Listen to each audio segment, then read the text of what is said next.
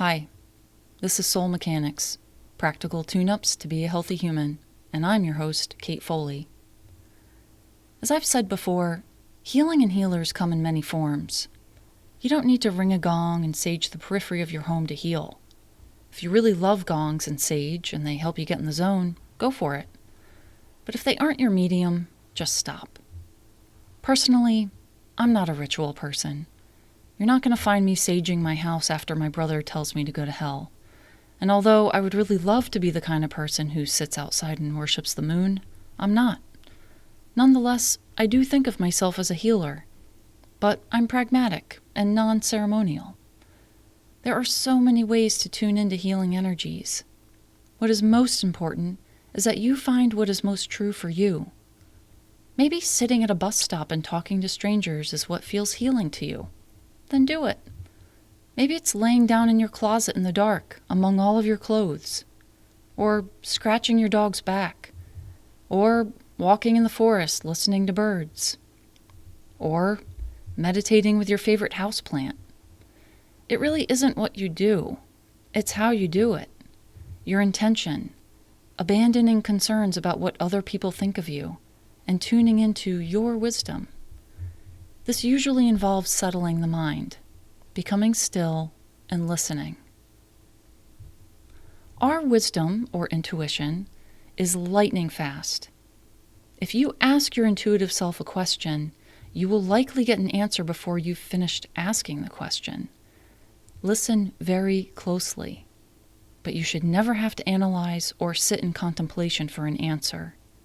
You might have to sit in contemplation because you don't like the answer, but the answer is there. I like to sit with scrap paper and a gel pen with my eyes closed. I ask a question and I write. Sometimes it's just one word or an incomplete sentence, but when I go back and I read the disjointed words, I get the message. My tip to you is, don't be fearful of the truth. Let it come to you. Don't resist. Just let it flow. Let it come through. Once you have the intuitive language written on paper, you can choose what to do. You don't have to follow your intuition. You make your own decisions. What does everyone say, though? Everyone says, my intuition never leads me astray. The issue is identifying what is intuition and what is rational conscious thought. There are 3 ways that I can tell intuition from my rational thought. Number 1, what way does my body lean? Here's an extreme example. One very hot summer day, I was on a trail run. As I approached a bridge crossing a ravine, I heard growling grow more intense as I ran closer. Suddenly, the largest raccoon I've ever seen in my life ran out from under the bridge. It was barking, hissing, and foaming at the mouth. I stopped all motion and stood completely still, without thinking. The raccoon ran up the ravine and began to circle around back around toward me. My mind went blank. As the raccoon sprinted toward me, my body took 5 or so gentle steps to the left, just as the raccoon lunged for me. After lunging, the raccoon continued to run away. If you asked me what I was thinking, I'd say I was completely blank, but my intuition was fully engaged. Number 2, intuition doesn't play by societal rules. So if there's any word or phrase like should, supposed to, have to, or fear is related to the thought, it's not intuition.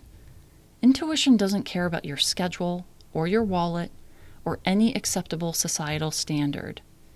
Intuition can seem downright crazy, but you will never be led to hurt yourself or anyone else.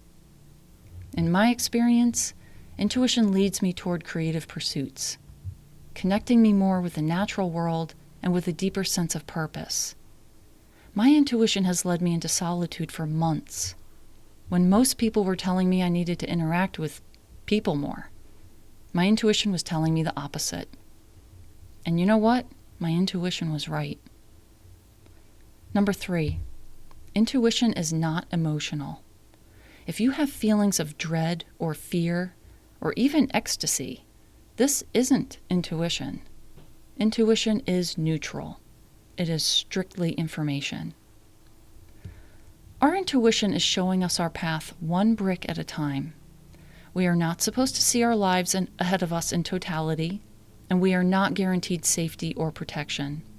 We are gently guided every second of every day nonetheless.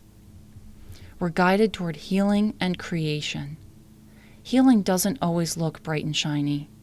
Actually, healing can be pretty dark and gritty. It can be long, frightening, grotesque, and destructive, or instantaneous. Healing is simply a change in consciousness, a change in perspective, stepping and turning and looking at something or someone from a different point of view. It's a shift. It's forgetting your desired outcome, forgetting your goal, and many times, forgetting how important you are, forgetting your worldly self. It's not a resignation, but rather an overwhelming sense of acceptance. It's about choosing the moment right now and loving the moment you're in, no matter how awful or delightful. We just have to let go of the need to control everything. And believe me, this is coming from someone who has a firm grip on life. It takes a lot of practice. Being present allows creativity to flow through you.